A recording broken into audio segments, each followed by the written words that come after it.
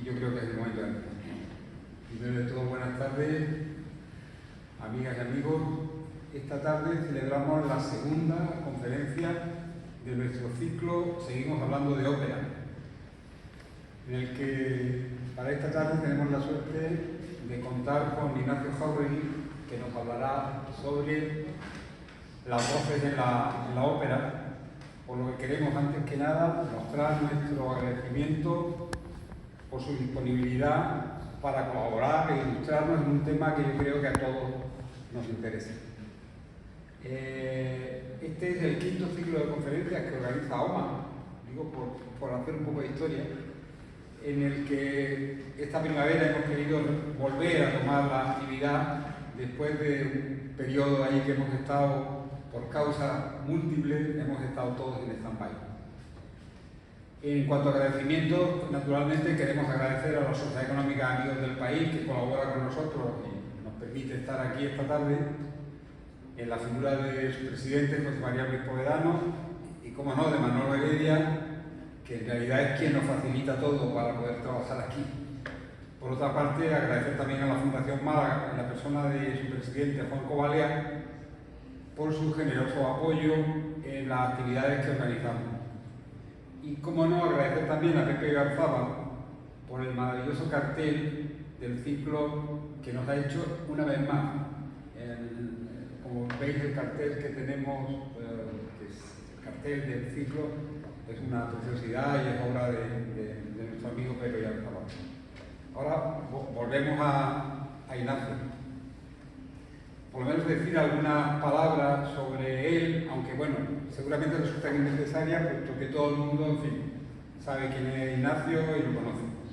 Decir que Ignacio es arquitecto de formación y de profesión, pero escritor, viajero, fotógrafo, crítico y experto en ópera, sobre todo un inquieto agitador cultural, y todo esto último por vocación, porque le gusta. Queremos, naturalmente, sería bueno resaltar el maravilloso trabajo que ha hecho como programador y gestor cultural en la casa natal de Picasso, en el Centro Pompidou, y en la colección Museo Ruso, donde programaba las actividades de esas instituciones. Ignacio, sí, yo creo que es un erudito en el sentido que da la RAE a esta palabra, que está instruido en varias ciencias, artes y otras materias. O sea, es capaz de hablar de arquitectura pues hasta ópera. Poco. Es también un gran aficionado a los viajes, y además los viajes no los acaba en el viaje, sino que cuando vuelve escribe sobre ellos. De hecho, ha publicado varios libros. Uno es 50 ensayos de secesión, un repertorio de ciudades que publicó a partir de los artículos que había publicado en el Diario Sur. Y sobre todo me interesa resaltar mucho el libro que acaba de publicar hace muy pocos días, Rituales de un viaje por el hilo que nos une de Jerusalén a Benaré, en el que mantiene la tesis de que los rituales son un rasgo básico y compartido del humano, y que Ignacio dice que ha aprendido de la manera más directa, a base de encontrárselo en todos los rincones del mundo. Ese libro, desde aquí yo quiero recomendarlo vivamente. Creo que es una obra espléndida. Después tiene una larga trayectoria, como incluso mucho más cercana al tema que nos atrae a nosotros, que nos atañe a nosotros, que es el tema de la ópera. Escribió artículos sobre ópera y crítica de representaciones internacionales, tanto en Milán, Nápoles, Roma, etc., para Mundo Clásico, y participó de forma muy activa en los foros de dicha publicación. Pues ha sido corresponsal de ópera para Andalucía de la revista italiana L'Opera, diseñando espectáculos de teatro, de los teatros de Andalucía, el Maestranza, el Villa Marta y el Cervantes. Como vocal de cultura en el Colegio de Arquitectos, que estuvo desde 5 años, desde el 10 al 15, organizó el ciclo Tardes de Ópera, en el que, en fin, se ponían grabaciones de ópera y se comentaban. El formato tuvo fortuna y salió en ocasiones del ámbito del colegio, como en la charla operística taurina sobre versiones de Carmen, que además en el Colegio de Arquitectos, donde yo la vi, la llevó al Club de Labradores de Sevilla, trabajando a la limón con José María Morente. En definitiva, Nacho es un gestor y agitador cultural de amplio espectro, trata todos los temas, que para más es miembro del coro del Colegio de Arquitectos, de lo cual yo sé que se siente especialmente feliz de serlo, y que nosotros somos felices y tenemos la suerte de encontrarnos con él esta tarde aquí, y por eso te damos la palabra para que nos cuentes. Muchísimas gracias, Paco. Gracias a la OMA por haber contado conmigo. Y bueno, una gracia un poco reticente por haberme puesto a continuar el ciclo después de Carlos Álvarez. Los americanos en el mundo teatral tienen una expresión para esto, tough act to follow, un acto duro de seguir. Después de que Carlos ha toreado esta plaza, pues bueno, a mí me toca un poco hacer No te importa, te dejo yo. es no secundario. Pues. Y además, cuando lo escuché su magnífica charla, me quedé un poco más todavía planchado y acomplejado porque tocó bastantes cosas que yo pensaba tocar. Mi única excusa es que voy a hablar de todas las voces y no de las de Marino, pero veremos que hay un cierto solapamiento que intentaré resolver.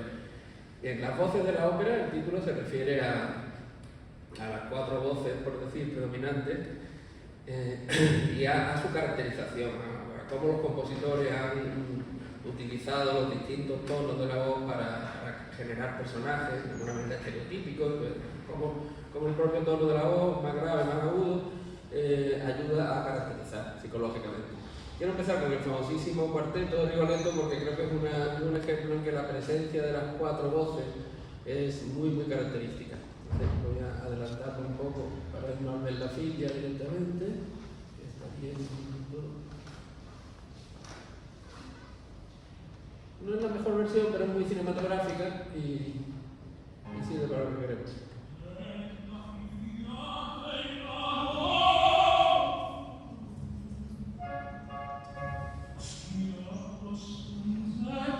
Seguimos al tenor, el tenor que es el macho alfa, el seductor, testosterónico, que en este caso Vittorio Rodrigo lo interpreta con muchísima pasión.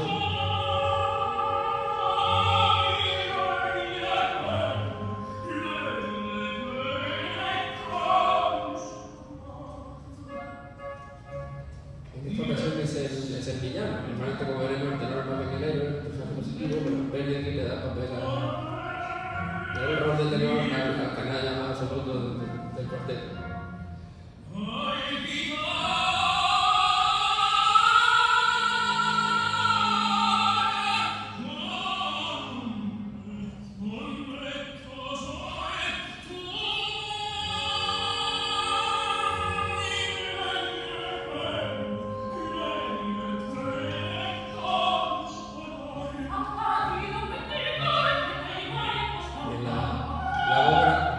La obra femenina, la mezzo,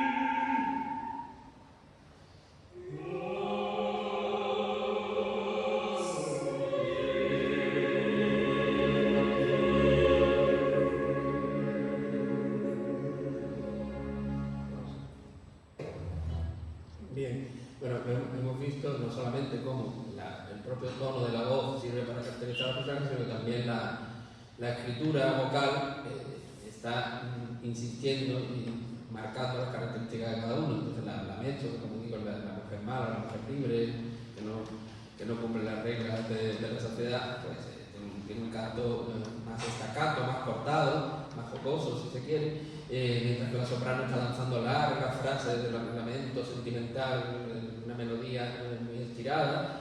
El tenor está luciendo ese agudo resplandeciente, que es una metáfora de la virilidad, de la juventud, y el bajo pues, marca casi como un bajo continuo, el lamento, el dolor del padre en este caso, y digamos que es una manera muy eficaz desde los propios colores y tonos de las voces de hacer que el drama funcione psicológicamente. Intentemos imaginar esta escena con las voces cambiadas. La maestría de Verdi habría logrado que estuviera bien, pero no sería tan perfecto.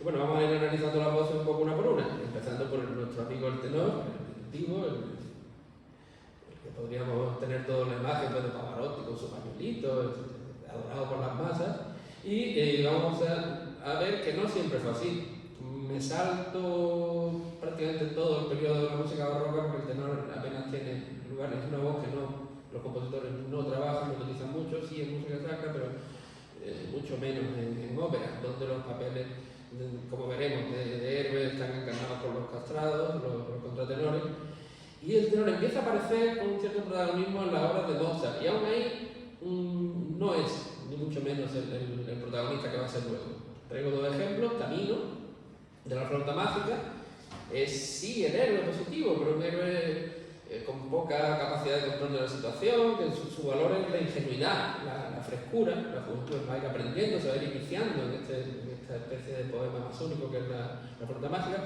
Y Don Octavio, que en la compleja trama de personajes de Don Giovanni representa la ley, el orden, el estatus social, y que lo representa de una manera bastante lamentable. Yo creo que Da Ponte, el libretista, desprecia profundamente al personaje, le da unas frases que son patéticas frente al poderío abrasivo, demoníaco de Don Juan, de Don Giovanni. Pues Don Octavio dice, pues llamaré a la policía y que se ocupen ellos. O sea, tiene siempre unas frases bastante patéticas como defensor de las damas, un poco apocado. Sin embargo, Mozart le regala una melodía bellísima que compensa de alguna forma esto, pero nunca es el tenor el protagonista. Tenemos que llegar a Rossini para que Rossini sí intuye las posibilidades de la voz aguda masculina y cómo puede tomar el rol protagónico en sus comedias, sobre todo. Yo he traído la Cenerentola y el Bárbara de Sevilla, que son las dos más señeras, y al buscar un tenor que representara el papel en cada una me ha salido las dos veces con Diego Flores, porque es que después de escuchar a Diego Flores es muy difícil pensar en otro tenor rossiniano. Aquí sí estamos ya en las virtudes que conocemos del tenor, lanzado, arrojado, con unos agudos vibrantes, metálicos, largos, una agilidad prodigiosa. Se le pide al tenor un virtuosismo y una capacidad que hace de él el protagonista vocal de la ópera y también el protagonista teatral. Pero las características no van a cambiar, va a ser siempre juventud, arrojo, un poco incluso de inconsciencia, valentías, amor sin reservas. Y, por supuesto, lo que recordamos todos de las grandes representaciones rossinianas, sobre todo del gran Juan Diego, son los agudos a plena voz. Los famosos dos de pecho que caracterizan a los tenores, que son el santo grial, que dividen a los grandes tenores de los que no consiguen dar esta nota milagrosa.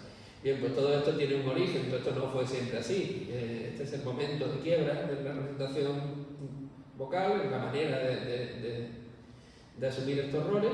El personaje de la izquierda es Gilbert Dupré y el de la derecha es Adolphe... no se me ha quedado el nombre, perdonadme. El de la derecha era el gran tenor rossiniano de la época y cantaba, como se había cantado siempre, a media voz, a fior di labbra, no sé qué, a flor de labio, afalsetando en cuanto se subía un poco la tesitura, los agudos se hacían muy suavitos, muy afalsetados, muy dulces. Había toda una escuela de canto que se ha perdido, que ha quedado un poco en la ópera francesa. Hay cantantes, tenores franceses que pueden hacernos recordar lo que debía ser esa forma de cantar, que seguro que tenía unas virtudes espléndidas, Pero cuando irrumpe Gilbert Dupré en este escenario y estrenando el Guillermo Tell en París, de Rossini, él de repente, en las entrevistas después dice que no sabe cómo, pues digamos que no cambia la colocación de la voz, no se la lleva a la parte de arriba, no se la lleva a la cabeza, como se suele hacer para buscar el falsete, sino que da un do natural, lo que a partir de entonces se va a llamar un do de pecho. Hay testimonios de que a Rossini no le gusta, que le parece el berrido de un animal siendo ajusticiado, pero el público se vuelve loco. Es una muestra de naturalidad, de carnalidad, de potencia que no se había escuchado nunca en un teatro, que no se consideró refinado en su momento, como digo, el propio Rossini no acabó de convencerle, pero que marca un antes y un después. Nuestro personaje, que siento haber olvidado su apellido, se jubila, dice que él no puede competir con esos berridos, entra en depresión y se acaba suicidando 6 años después en el Hotel Barballa en Nápoles, se tira del balcón y con él desaparece la vieja escuela de canto y ya todos los tenores van a cantar de pecho, van a cantar con voz plena, se van a olvidar de aquello de la sutileza, la gracia y demás.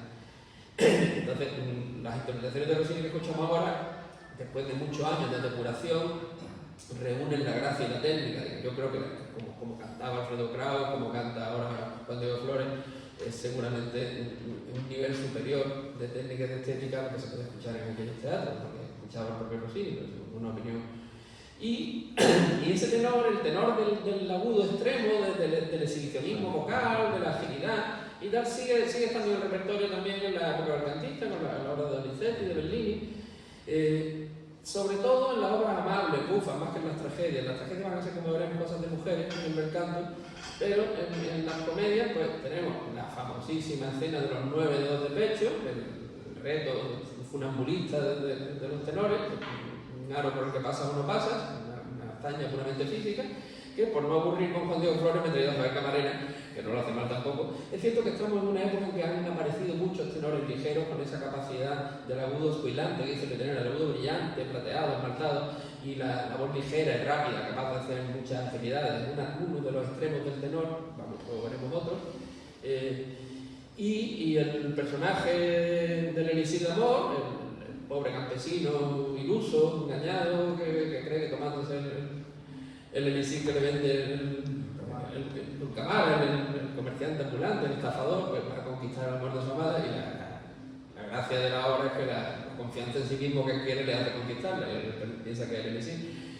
Ese papel, la famosísima aria, una furtiva lágrima, sí que de alguna manera remite al tenor de gracia, y nadie la ha cantado como Pavarotti. Estamos ya cantando de pecho, nos olvidamos del canto falsetado del que no hay grabaciones, como digo, que es el canto que hace un poco uno en casa cuando quiere llegar a la nota alta en la ducha. Pero dentro del canto que ahora ya entendemos como ortodoxo, sí que es verdad que ciertas obras de repertorio permiten ese lucimiento en las medias voces, los pianos, las notas muy largas que se van apagando, y ahí la furtiva lágrima, yo creo que es la piedra de toque de ese modo de cantar, y Pavarotti fue el maestro absoluto. Que también Pavarotti daba sus 9 dedos de pecho en la hija del regimiento cuando hacía falta. Y en cambio, los papeles dramáticos en el bel canto, en la época del bel canto, el papel del tenor, el papel del hombre en general está más en un segundo plano.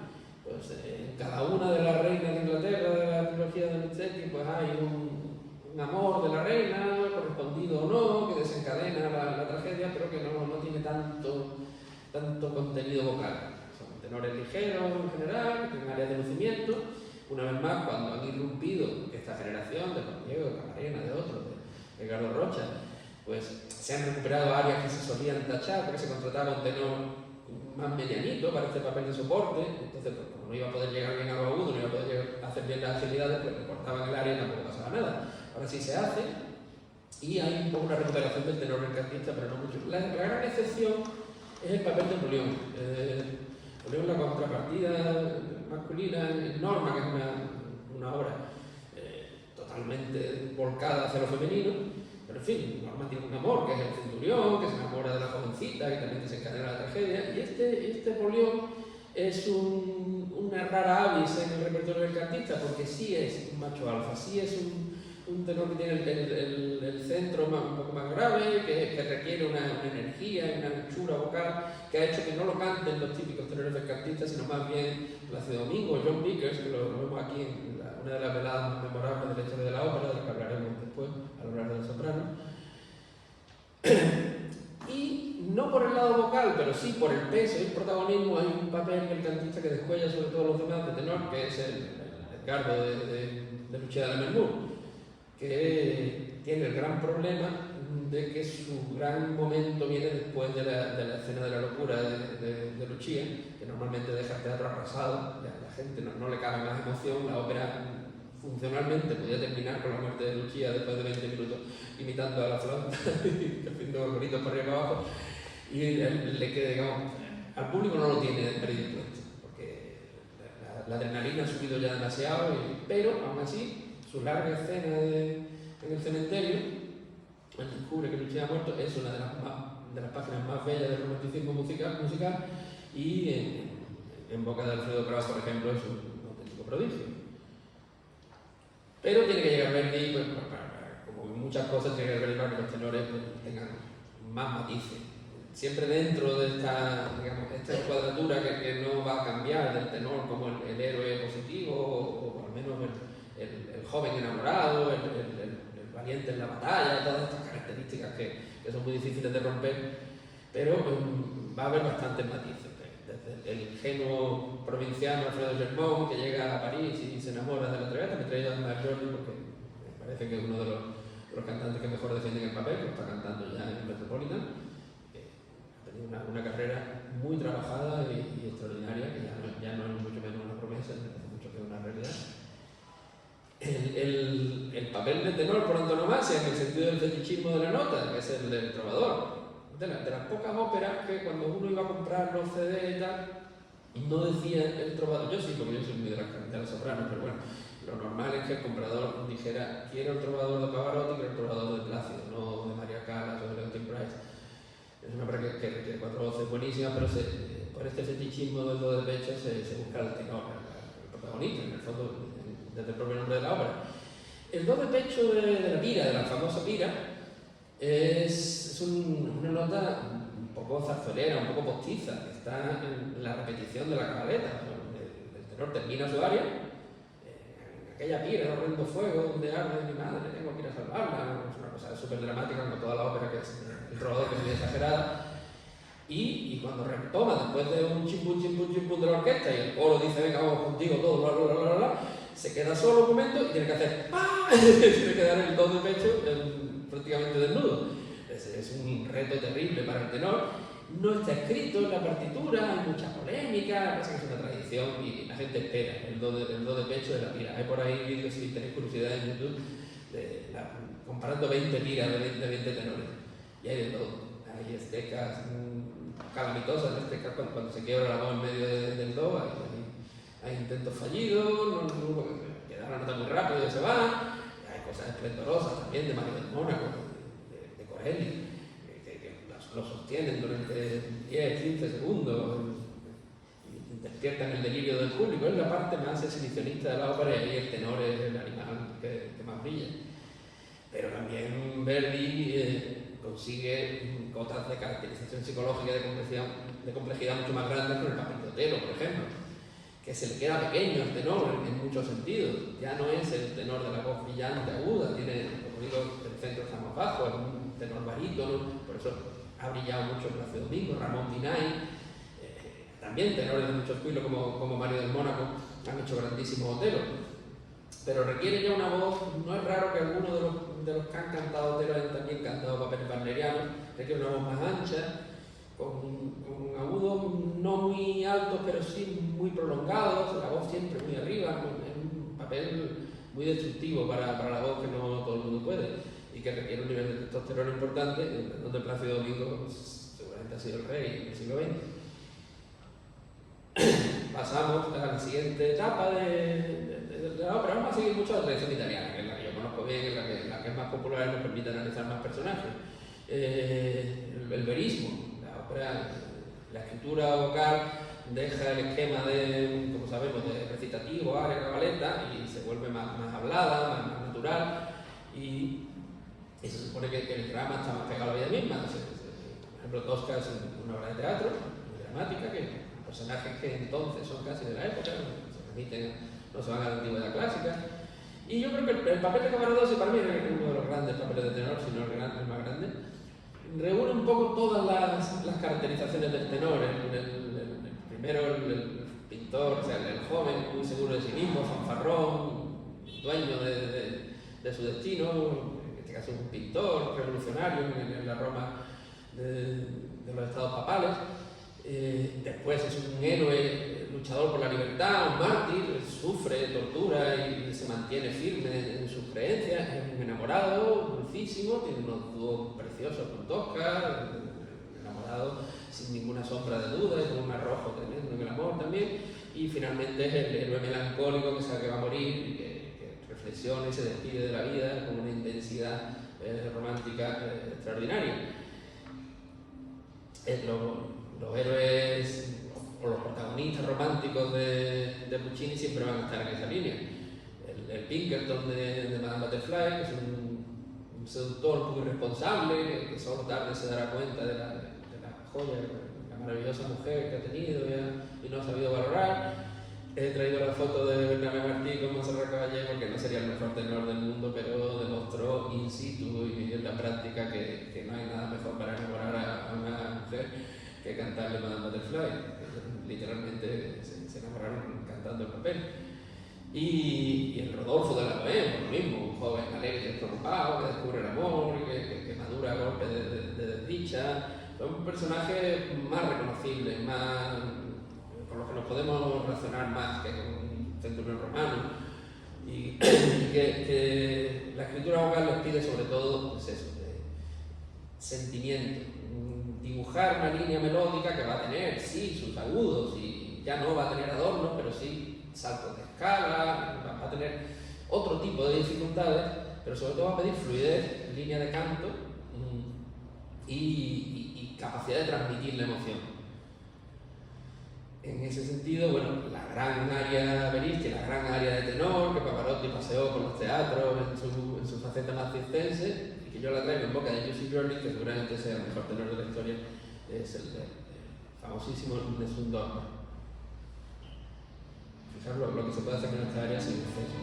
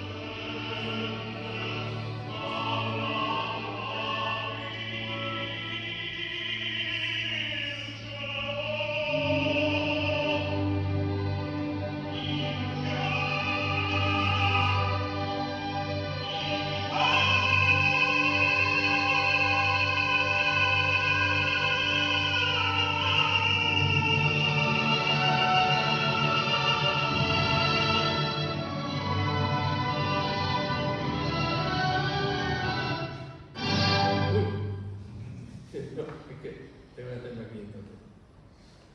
Ahora, sí, bueno, como veis la interpretación es soberbia, hace falta muchísimo control de la dinámica, hay una seguridad en el canto, en las propias capacidades que hace que no se exhiba desde el momento, que se retenga el volumen, que se retengan las capacidades para que la explosión final sea tal explosión final, no quede mermada por lo de antes.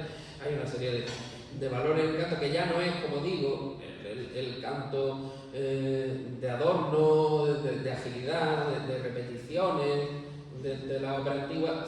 Ya estamos hablando de la expresión visceral del sentimiento, y aquí el tenor tiene que ser el rey, porque al final esa expresión del amor joven que lo vence todo, de la seguridad absoluta en sí mismo del héroe, que no prevé la derrota, Vincheró, o sea, sé que voy a ganar, está todo en mi contra, pero yo al final voy a llevarme el gato al agua. Todo esto son valores que se asocian muy claramente a la voz aguda, cuando, curiosamente, en el cine, en el teatro, en la vida, el héroe viril tiene más bien una voz grave, pero la magia de la música hace que esos valores se encarnen mejor en el agudo extremo.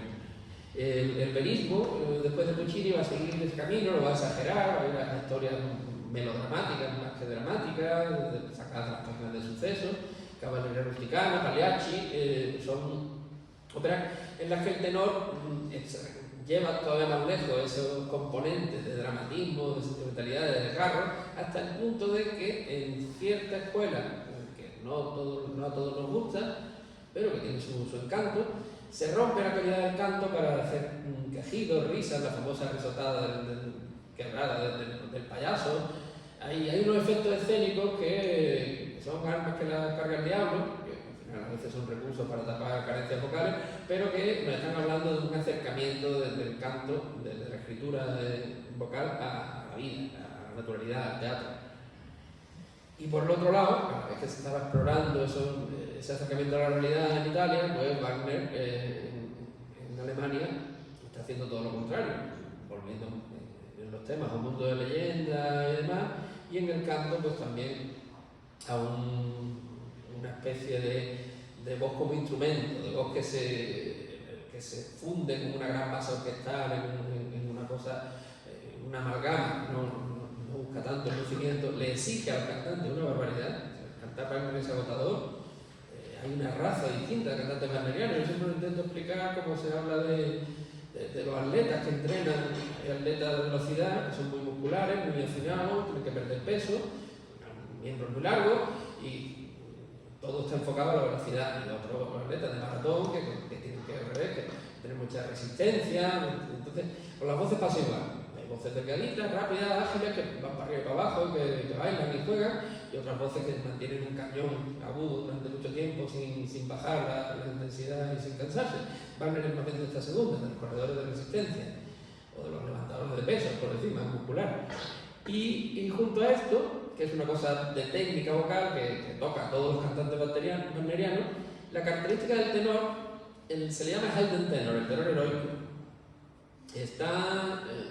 Se toca un poco en el barítono. Algunos de los grandes cantantes wagnerianos de papeles de tenor han sido medio barítonos, como Wolfgang Mingassen.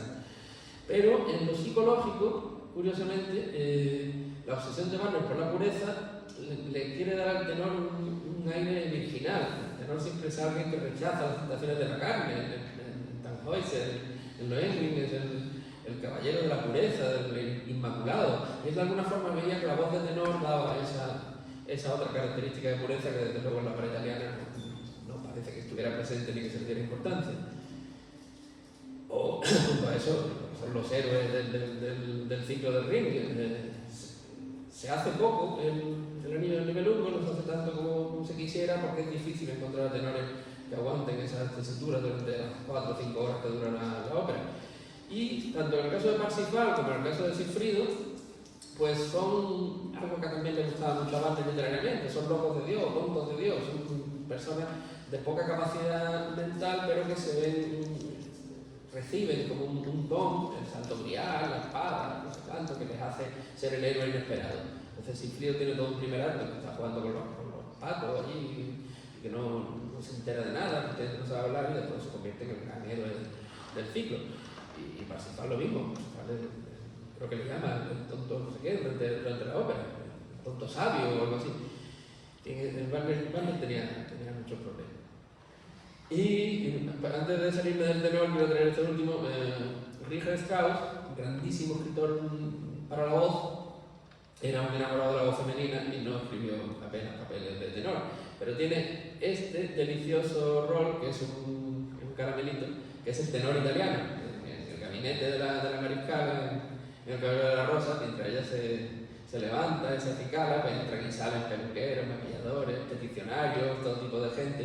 Ella recibe un diente en la cama, en Savillé, y entre esos personajes que entran y salen, pues hay un tenor italiano que viene a promocionarse a Viena y que le canta un aria y es interrumpido por todos los demás que corren. Entonces, la tradición interpretativa, sobre todo en Viena, es que se invita un tenor muy famoso a cantarlo. Entonces, está aquel batiburrillo de 20 personas en el escenario y de repente aparece Plácido Domingo y se para todo, y una ovación, que es una tradición teatral muy simpática. En este caso, Vincent Cole, un tenor de raza negra muy querido en Estados Unidos, pues le dieron este papel cuando ya estaba mayorcito. Es un área por otra parte preciosa, una obra maestra de la parodia, donde Strauss se ríe con respeto y cariño de la manera de componer italiana, que es una delicia. Y bueno, vamos moviéndonos. Europa los voces graves, los baritoneros bajos por economía y porque en el fondo, como veremos, hay una especie de espectro en los papeles, hay mucho barítono bajo, mucha categorización intermedia. La caricatura es de Shaliapin, del que hablaremos, un legendario bajo ruso, la caricatura es de su propia mano y de alguna manera él acertó con esta especie, yo creo que es el sombrero de Sarastro, no sé qué personaje, pero que se lo coloca a modo altavoz invertido y consigue representar gráficamente la sensación que nos da la voz del bajo, pero como concentrando hasta conseguir un sonido muy cerrado.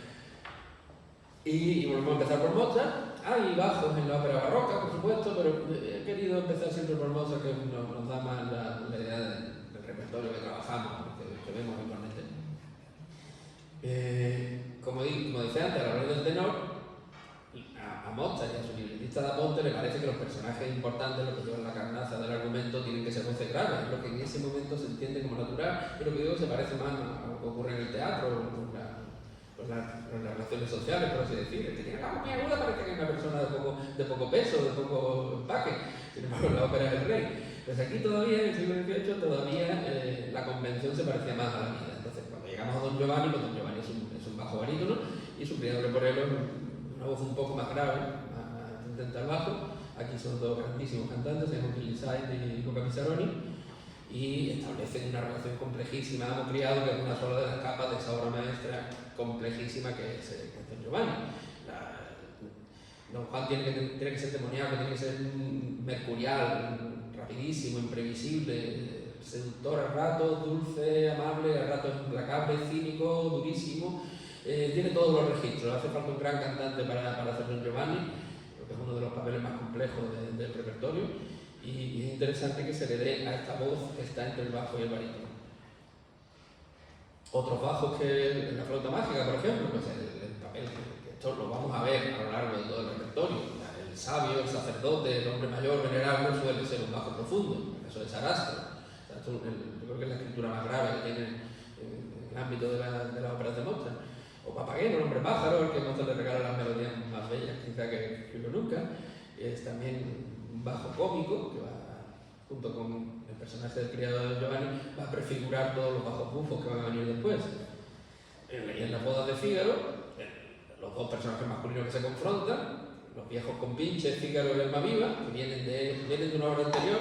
Hay que tener en cuenta que las bodas de Fígaro y el Barrio de Sevilla son obras muy conocidas, como si habláramos ahora mismo de La fiera de mi niña, de las grandes comedias de Solís. Son tramas que todo el mundo se sabe, que todo el mundo ha comentado, conoce del teatro. Cuando Mozart y después Rossini las ponen en música, hay un conocimiento general de los personajes. Entonces, hay un casting, digamos, que cómo vamos a caracterizar localmente a estos dos personajes, estos dos viejos compinches de distintas clases sociales. Y Mozart y Da Ponte eligen una vez más un rango muy cercano de voces. Hay cantantes que han ido pasando desde el conde al Fígaro y viceversa, porque no hay realmente una diferencia grande de tesitura. Una vez más, el conde es un poco más grave, pero no mucho. El conde es tiránico, tiene el canto representa pues, el poderío y la autoridad de la aristocracia, del mundo que se va, y Fígaro es el adalid de la libertad y del nuevo mundo. No tiene poder, pero tiene inteligencia, tiene habilidad, y de ese choque de capacidad después sale la trama de la obra. Cuando Rossini retoma el tema, escribe lo que ahora llaman muy equivocadamente una precuela, que es una palabra feísima, pero bueno, que podemos entenderla. Escribe la historia anterior. ¿Cómo eran estos dos? También Beaumarchais la escribió en ese orden, por cierto. ¿Cómo eran estos dos personajes, el conde y su criado Fígaro, cuando eran jovencitos, cuando el conde todavía estaba casado y se enamoró de una muchacha y Fígaro la ayudó a conquistarla? Pues cuando Rossini va a caracterizar a esa pareja, que tiene una complicidad divertidísima en el escenario, que el conde Almaviva todavía no ha sacado lo peor de su prepotencia, de su arrogancia, aunque tiene de vez en cuando ramalazos, pero es un chaval enamorado y Fígaro es más listo que él y le ayuda, y tienen complicidad. Pues cuando Rossini hace el casting vocal para esta pareja, ya decide que el conde Almaviva es un tenor agudo, ligero, en un papel que interpreta Juan Diego Flores, como hemos visto, y Fígaro sigue siendo un bajo al que le pide una agilidad endiablada. Es un barítono, perdón, es un barítono, que es un papel que no todo el mundo saca adelante porque los barítonos no tienen mucho repertorio de agilidad, y aquí de repente pues tiene la famosa área largo factotum, donde tiene que cantar a una velocidad estrepitosa y se le piden unos recursos que no todos los cantantes tienen. Con esto entramos ya en el mundo de los bufos. Rossini tiene una miríada de personajes cómicos de voz grave, entre bajo y barítono, sobre todo bajo. En el propio Barbero está don Basilio, profesor de música, que es un intrigante y que Rossini le regala una de las áreas más famosas del repertorio operístico, que es la calumnia, en la cual él le explica al doctor Bartolo cómo va a hacer para deshacerse de este conde de Almaviva que está persiguiendo a Rosina. Va a utilizar la calumnia, el arma más terrible, la calumnia que se va colando por debajo de las mesas y va inundándolo todo sin que nadie la pueda frenar. Bien, Ruggero Raimondi, he encontrado esa grabación y no me resistió a ponerla. No es la voz más adecuada, ¿no? le queda bajo. Él es un bajo barítono, de joven ha cantado grandes Don Giovanni, por ejemplo, pero tiene tal maestría escénica, tal sabiduría en el decir, o sea, características que le va pidiendo la escritura vocal a los cantantes con el tiempo. Ya no basta con tener una buena línea de canto, con estar afinado, esos son como los básicos. La expresividad que se le pide concretamente a los bufos es mucho mayor. Entonces vamos a ver lo que se puede hacer con la voz diciendo el papel que está cantando. Está rodado en el teatrito de Versalles por el público vestido de época.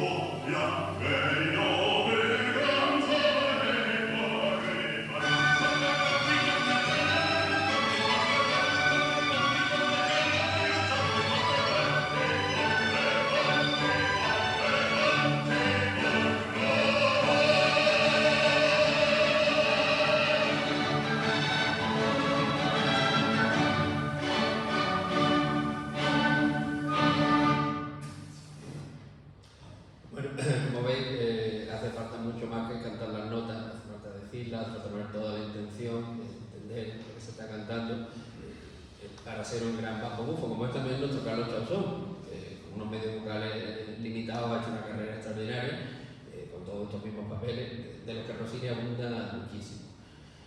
En el bel canto, voy a ir más rápido, que estoy ya viendo que no vamos bien. En el bel canto los personajes de los bajos suelen ser el gran sacerdote, el juez, la figura de autoridad que amenaza a los protagonistas, o el antagonista puro, como es el hermano de Lucia, Arturo Talbot, que tiene una enemistad con la familia del enamorado de Lucia, la secuestra, la obliga a casarse con otro, uno de los personajes más puramente negativos del repertorio.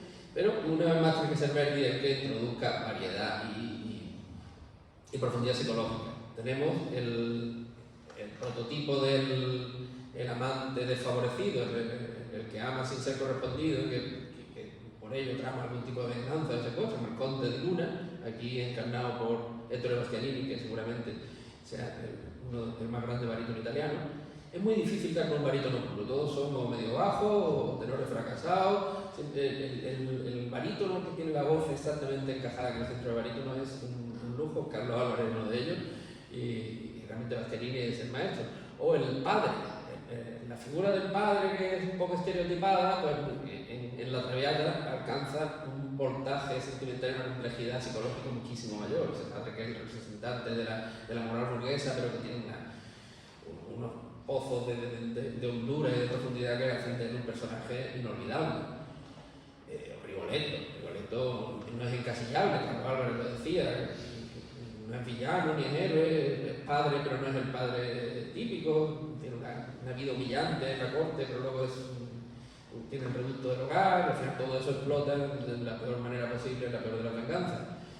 Y sus personajes shakespearianos, el Falstaff, que es un prodigio de ligereza, un hombre ya mayor como Verdi, al final de su carrera consiguiera parir una obra tan divertida, tan deliciosa como su Falstaff, con las cancioncillas que Falstaff tiene, que ya no son arias, son arietas, son cosas ligeras, sutiles, como dice su propio papel.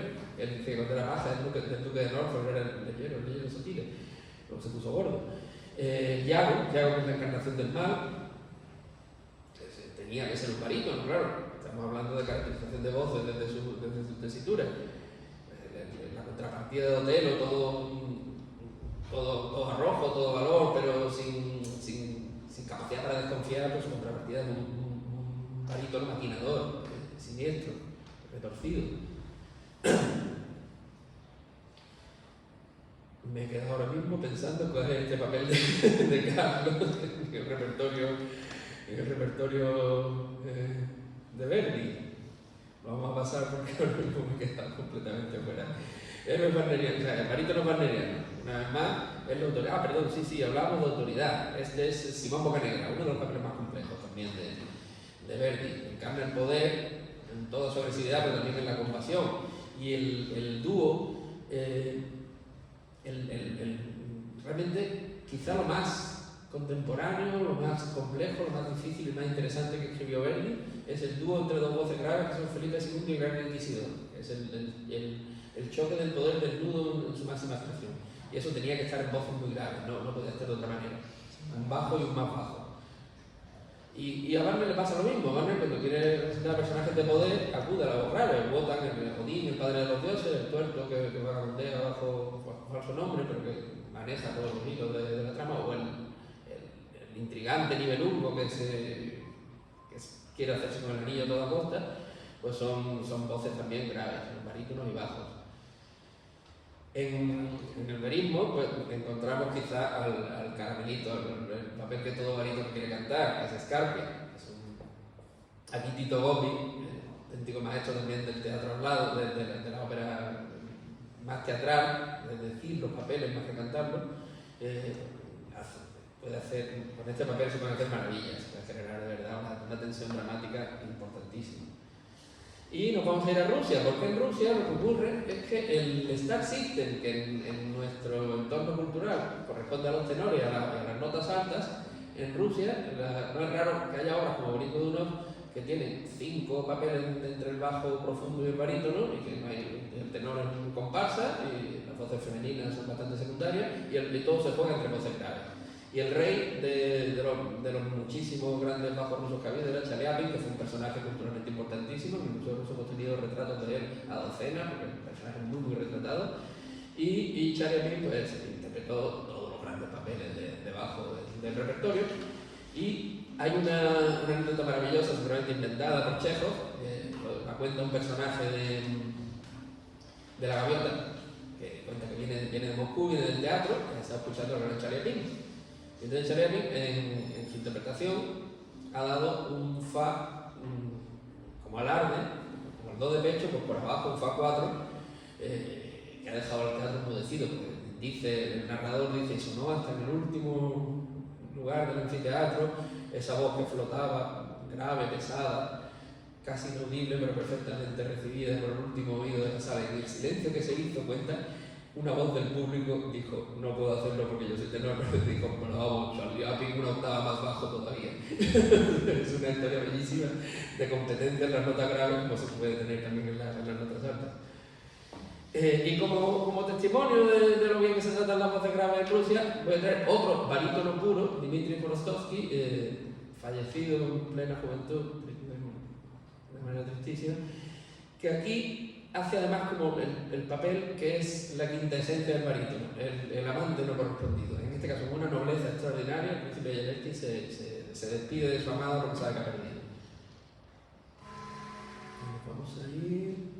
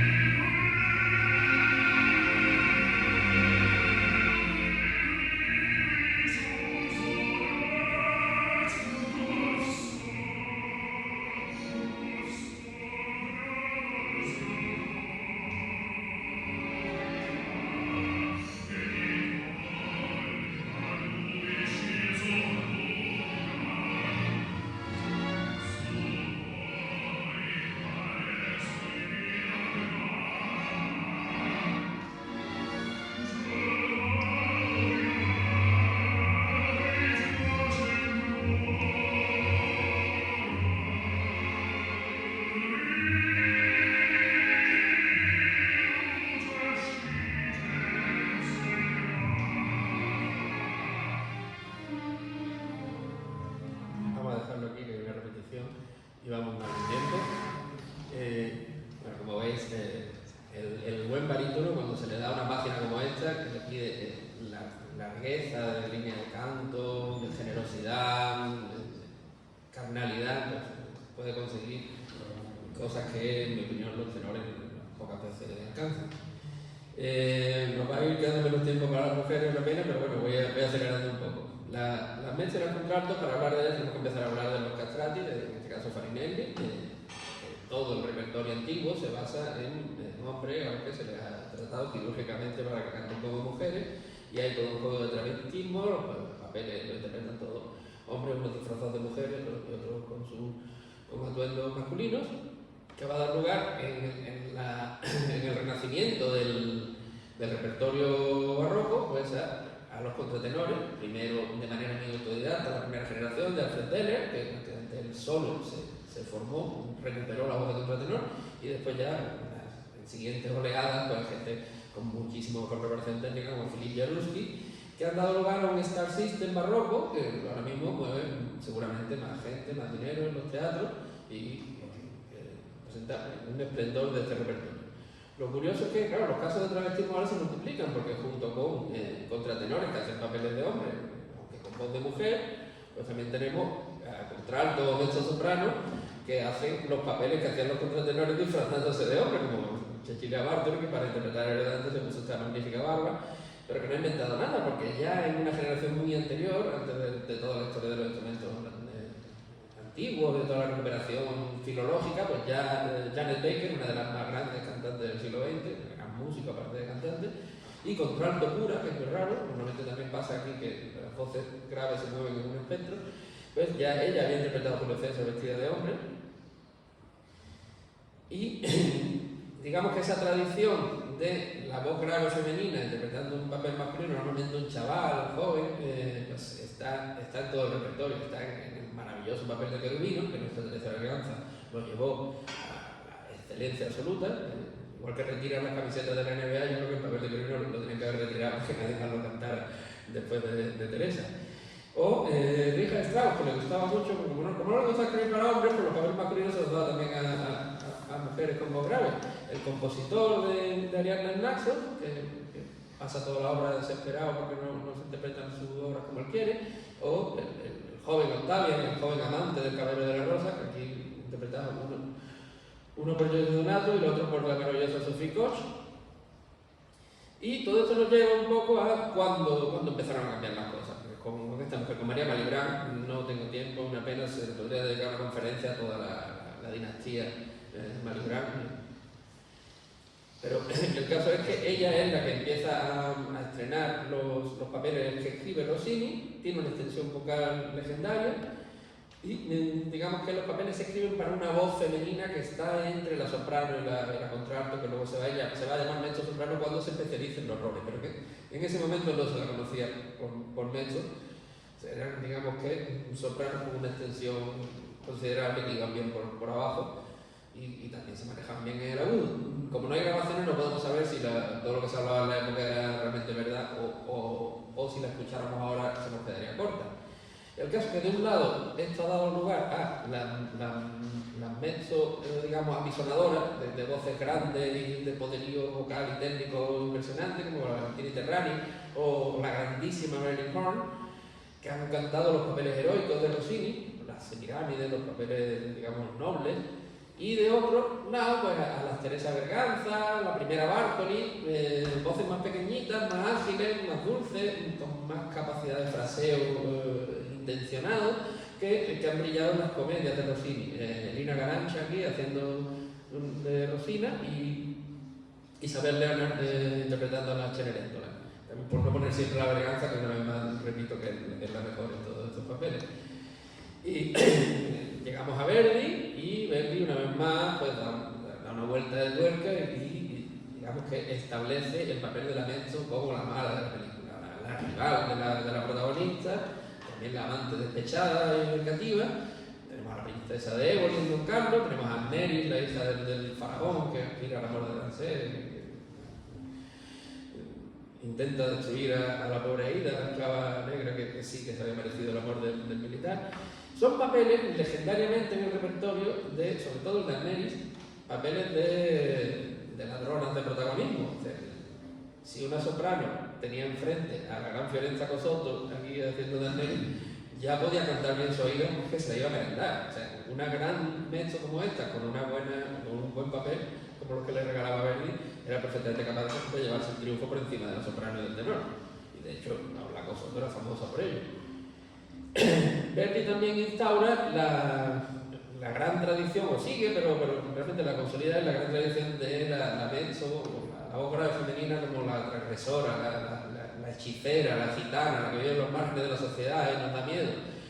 la tremenda Dolores Salle, que ha cantado por todos los teatros del mundo la Azucena del Trovador, la gitana, o otra gitana menos conocida, Ulrica, la hechicera que le predice su muerte al rey en un balo en máscara. Aquí sí vamos a dar un salto importante, porque hay un preludio que está muy bonito, pero aquí vamos a ver lo que sí es realmente una ópera de Florence Guibar, como Ulrica.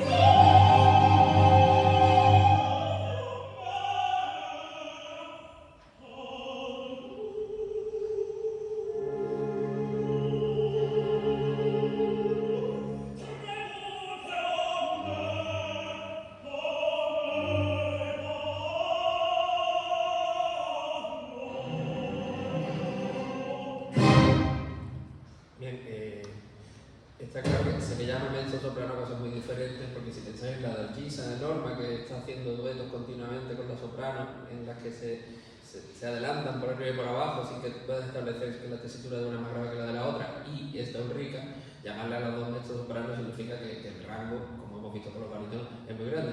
Bien, en la línea de las hechiceras seductoras, pues tenemos a Kundry, que es la bruja que seduce a los caballeros del Grial y los aparta del buen camino, que no conseguirá hacerlo con Parsifal. Y tenemos a Carmen, que es el gran papel de voz grave femenina, por así decirlo, pero han cantado sopranos todoterreno como María Carla, que está en esa tesitura de la Malibran, es esa cantante de gran extensión, pero que realmente está escrito para mezzo y lo cantan mejor las mezzos. Aquí Ana Caterina Antonacci en una versión hipersensual que ha hecho muchas veces en Londres, que está publicada en DVD. Y bueno, la Carmen reúne todas las características de la mujer mala, turbia, que no cumple con las condiciones de la sociedad, que es libre, que es peligrosa, es la mezzo por antonomasia, digamos. Con ella yo creo que podemos dar por cerrado el capítulo. Y nos vamos a nuestra amiga la soprano, a Bianca Castafiore, a todas las divas que en el mundo han sido, y espero poderle hacer justicia porque el tiempo se me ha ido un poco encima. Empezamos con Mozart una vez más. Y Mozart le escribe a la soprano las páginas de más pureza, de más limpieza vocal, es engañosamente fácil el canto mozartiano. Tú oyes el papel de la condesa Almaviva, el papel de Susana, que son los dos que están aquí, las Barcos, la gran cantante mozartiana de su época, y una joven Mirena Freni cuando empezaba, que cantó muchas veces la Susana. Y son, como digo, engañosamente fáciles, pero hay que tener un canto muy limpio, muy igual, sin absolutamente ningún defecto, porque todo salta a la vista en la escritura mozartiana. Y psicológicamente son personajes muy profundos. La condesa es una mujer que fue, digamos que el conde de Almaviva en aquella precuela la sacó de la casa con el tutor y la convirtió en grande de España, que viene de abajo, pero que se ha hecho aristócrata, que tiene una nobleza natural, una majestad, una dignidad tremenda, que sabe que el marido está mirando por todos lados, levantando faldas, pero que lo perdona, tiene una capacidad grande de compasión, está siempre por encima de las situaciones, como digo, una nobleza extraordinaria. Y Susana pues es la joven enamorada, pícara, hábil, que sigue manejando situaciones a base de astucia. O en Don Giovanni, el trío de personajes de Don Giovanni, que da para un tratado sobre la feminidad. Tenemos a Doña Ana, que es la muchacha, digamos, educada en el convento, que no tiene recursos, y que cuando Don Giovanni se le cuela por el balcón y la viola, pues es la víctima, la mujer pura que es víctima del malvado, sin matices, sin más. Sin embargo, Doña Elvira ha amado a Don Giovanni y lo perdona una y otra vez y lo persigue y quiere vengarse, pero al final vuelve a caer. Es un personaje de mucha más riqueza. Mozart le escribe papeles totalmente distintos. Doña Elvira mira muy hacia atrás y oye sus áreas parecen áreas casi barrocas, con ese juego de adornos y tal, pero Doña Ana pues es más elemental en su grito, en su dolor, en su desgarro. Y Zerlina es la mujer del Nuevo Mundo, la mujer del pueblo. La Rosina también está en esa línea de personajes que juguetea con Don Juan, que cede a su carisma sexual arrollador, pero que sabe nadar y guardar la ropa porque es una mujer práctica que no se deja llevar por las idealidades. Si vamos al bel canto, aquí está el santo grial de la soprano. Hay una serie de obras en las que se agrupan en el concepto del canto, donde se distingue a las grandes sopranos de la tecnología.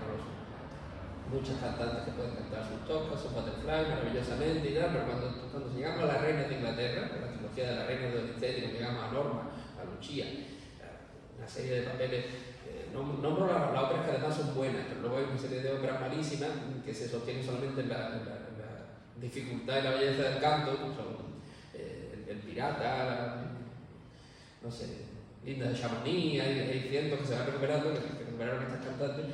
Pues son óperas que lo que le piden a la soprano que haga todo, que tenga agilidad, que tenga potencia, que tenga velocidad, que tenga anchura,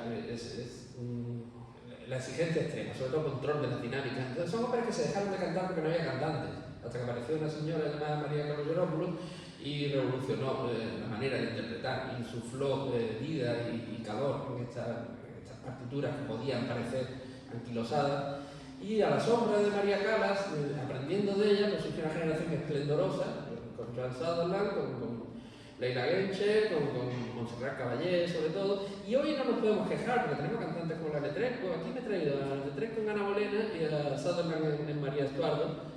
Y a Leila Gencher, la gran olvidada, porque el disco no la trató bien, no hay muchas grabaciones de ella, que fue la reina de Nápoles, la reina de San Carlos, que cantó allí todos los papeles, venerada y adorada.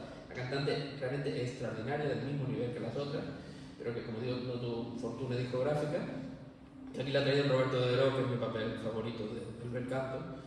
La reina Virgen, la reina Isabel, Roberto de Deró. Y Nadine Sierra en Lucia, yo creo que Nadine Sierra está llamada a ser es ya una estrella, pero creo que está llamada a hacer historia. Creo que es una cantante de este nivel. En fin, pero que como digo, son pocas las elegidas, es muy difícil. Y entre ellas yo tengo que significar y destacar a mi Montserrat Caballé. Dije antes, cuando veía a John Milker en el estudio romano, que estaba la foto tomada en una de las veladas más históricas, más inolvidables de la historia de la ópera. En el Teatro Romano de Orange, en 1974, se conjuraron los elementos, soplaba un mistral salvaje que se llevaba los velos, como veis en esta foto. Estuvieron a punto de suspender la representación, Montserrat dijo que para adelante, y allí se concentraron los dioses y permitieron que se diera el milagro. No voy a poner grabación de esto porque está muy oído, pero la gente que estuvo allí, que hemos oído en otra grabación, sabemos que cuando los dioses de la ópera se confabulan, el efecto estético es superior a cualquier otro arte. Pero bueno, como digo, la madre de todo esto es María Callas. María Callas revoluciona la manera de cantar el canto, lo humaniza, a partir de ella ya no se puede cantar de cualquier manera, hace falta manejar las dinámicas. No solamente se trata de hacer saltos de octavas, sino de moverse en el tempo, insuflarle vida a las pequeñas pausas. Yo siempre digo que María Callas cantaba un microsegundo más, le daba al tempo un microsegundo menos o más de lo que tiene, vivía como dentro de un diapasón interior, como las cantantes buenas de flamenco, como Frank Sinatra, pero le permitía una libertad extraordinaria en medio, y eso hace que todas sus grabaciones, todas sus interpretaciones estén cargadísimas de sentido, de emoción, de lirismo. Hay detractores, por supuesto, que dice que la voz es áspera, que tiene un timbre muy reconocible, que a mí no me importa, al revés, me alegra escuchar a una cantante y saber quién es. Los mismos cantores, los jilguerillos suenan todos iguales, pero una mujer de rock y raja tiene que tener una voz individual, como le pasaba a ella. Y bueno, la vamos a escuchar en el que creo que su mejor papel, es muy difícil elegir, pero creo que su mejor papel es Ara Bolena. Todas estas óperas belcantistas suelen tener, son muy estereotipadas, responden a un canon. Siempre hay una primera área de ilusión de amor en el primer acto y luego otra gran área trágica al final cuando todo se ha venido abajo. Esta es del primer acto, esta es cuando Ana Bolena siente la ilusión del amor. Es una grabación en directo de Berenice del Delirio que despierta a María.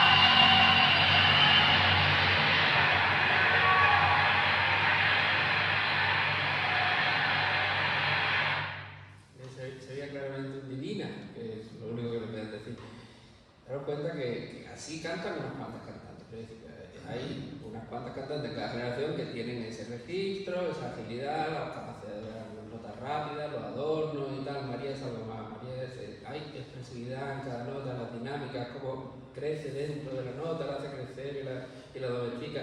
Es otro nivel de canto. Y después de ella se dejó el listón de una manera que ya las cantantes grandísimas que llegaron después se sintieron retadas, ya no podían cantar rutinariamente, ya tenían que darle ese nivel de expresión. Y por otro lado, la escuela de los contratenores que hemos abandonado, que era una escuela bibliotécnica de juegos de artificio, pues nos deja este otro tipo de soprano, las llamadas de coloratura, presididas por el famoso papel de la Reina de la Noche. Curiosamente, Mozart elige esa capacidad diabólica de dar notas muy altas y muy rápido para representar el mal. Es una hechicera, es el personaje negativo de la flauta mágica. Y que va a dar lugar, curiosamente, a la tradición de los travestidos relacionada con el canto de coloratura, el canto muy agudo y muy juguetón. En el caso del personaje de Oscar, el paje del rey en Un balo en máscara. Y sobre todo los dos grandes jilgueros del repertorio, que son las de Minetta y la Fiacchemini de Richard Strauss, que he aprovechado para traer aquí a Edita Brugerova, magnífica loca, cantante indisciplinada y salvaje, que cuando se subía al escenario podía hacer cualquier cosa, cualquier tipo de alarde y desvío, porque tenía la capacidad vocal y el arrojo y la desvergüenza, que es un caso no tan infrecuente. Ha pasado con Diana Dan Rao recientemente, de jilguerillo que pasa a ser cantante seria. Es decir, ella tenía garantizado el triunfo con estos papeles de muchísimo lucimiento pirotécnico y acabó cantando todas las reinas de Inglaterra, como siendo una de las reinas del bel canto, porque tenía en sí una gran artista, aparte de una exhibicionista loca, adorable, como la hemos visto en Madrid y otras veces en Barcelona también. Los papeles de Verdi, lo voy a pasar más rápido. Verdi al principio pues, tenía esos papeles muy deudores del bel canto que se hacen poco, el de Hernani, el de Abigail de Nabucco, porque realmente requieren cantantes con una voz muy ancha, muy pesada y a la vez con agilidad. Es muy difícil encontrar cantantes para ese repertorio. Ahí Verdi, digamos que estaba lidiando por salirse de la norma, pero no encontraba la manera y son papeles durísimos y de poco lucimiento. Sin embargo, cuando da con la tecla, sus grandes personajes femeninos, sobre todo la Traviata, Violetta Valerí, la Traviata aquí representada por Renata Tebaldi, y la Leonora del Trovador, que está un poco oscurecida relativamente por el personaje masculino, como hemos dicho, pero que para mí es el otro gran papel de soprano verdiano, pues son roles que les pide de todo. Montserrat Caballé con mucha sorna decía, sí, el tercer acto de la Traviata lo cantamos todos bien, porque es el de la pena, ¿no? La agonía y la muerte, que con buenos recursos teatrales, con una voz bonita y tal se saca adelante, pero hay que cantar antes el primero, que es pura agilidad, el sempre libera, y el segundo, que es intensidad volcánica con el Amo mi Alfredo. Te hacen falta 3 sopranos realmente para cantar una buena Traviata, o Montserrat Caballé, alternativamente. Y con la Leonora pasa lo mismo. Leonora tiene un rato que está como, yo lo he medido, como 18 minutos en el escenario, tiene 2 áreas, una cabaleta y una escena que no para de cantar a intensidad termonuclear, con todo tipo de exigencias, y realmente son papeles maravillosos, muy lucidos, a diferencia de los anteriores, pero que piden una gran cantante. Hay traviatas por ahí que, bueno, pues, si también hacen lo que pueden, pues realmente hace falta una cantante con todos los recursos de una soprano para enfrentarse a estos papeles que además tienen la carga de la complejidad psicológica y sentimental. No se puede cantar a Mami Alfredo sin haber tenido el corazón roto alguna vez, hay que transmitir ese dolor inmenso. Por lo cual llegamos ya a la sentimentalidad extrema que es el verismo, el Puccini. Si las reinas del bel canto son grandes mujeres, reinas de Inglaterra, faraonas o grandes sacerdotisas como Norma, que se humanizan por el amor, los personajes de Puccini son mujeres pequeñas, víctimas de las circunstancias y de la historia, que crecen por amor, se hacen grandes por amor. La pequeña Butterfly, la pobre mariposa, atrapada por el sistema de la geisha, del alquiler, que acaba desarrollando un amor más grande que la vida, o Mimi, tuberculosa en los áticos de París, tienen momentos de entrega que la hacen grandísima.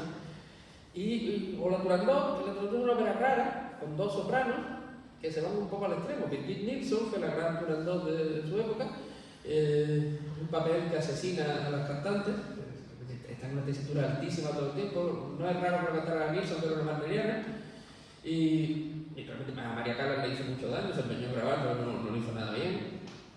Y digamos que aparece muy tarde en la obra y aparece pegando berridos, muy antipática, un poderío vocal extraordinario, pero que realmente no se hace amable.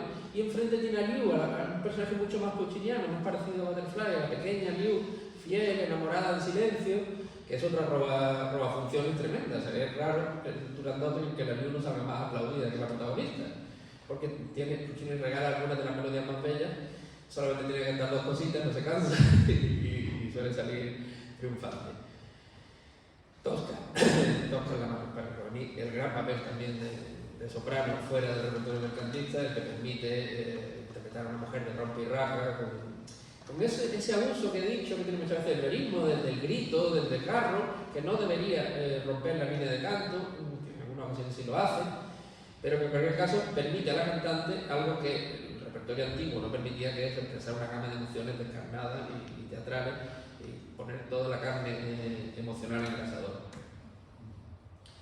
Richard Strauss, como digo, enamorado de la voz femenina, yo siempre decía que si hay seleccionadores como Javier Clemente que nada más que ponen a defensa central en todos los puestos, si pudieran alinearían a 11 defensas centrales, pues Strauss, si pudiera, nada más que pondría soprano. Necesita de vez en cuando una voz masculina, pero lo hace más regañadientes.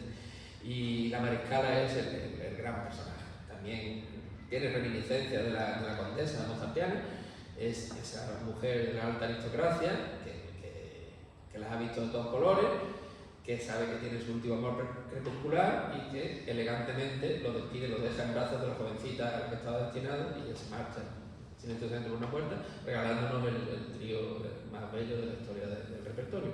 Es muy difícil de cantar, la mariscala está todo el tiempo cantando, en un canto hablado, en alemán, que va dando lugar a remansos de melodía de vez en cuando, y solo en esos tríos finales tiene partes más cantables. Y hace falta también una gran cantante actriz para interpretarla.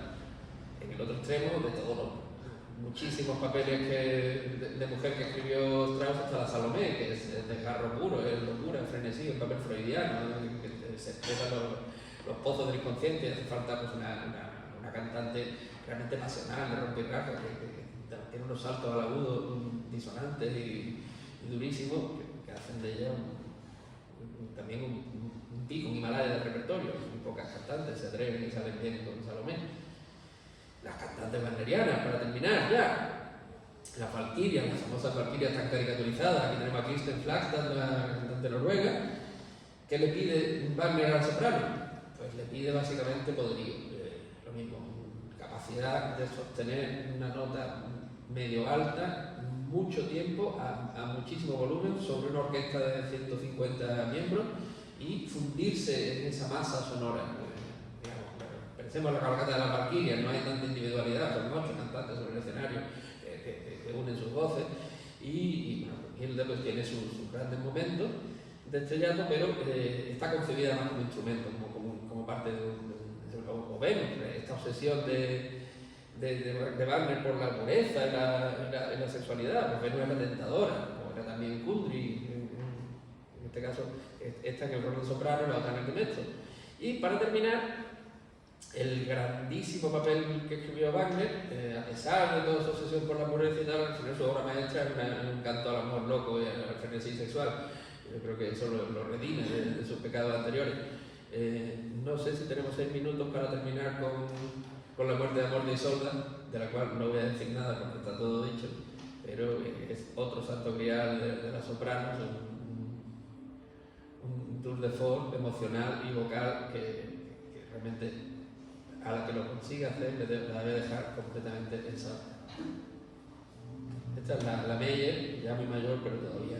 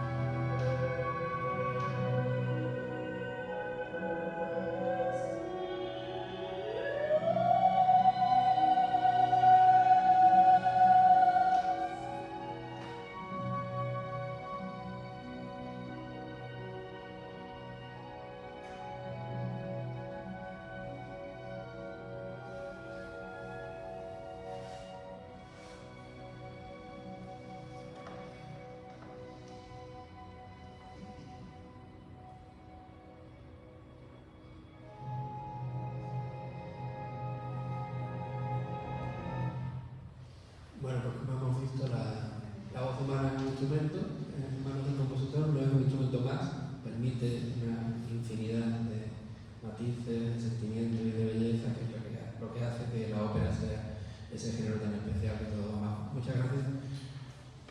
Hasta la próxima.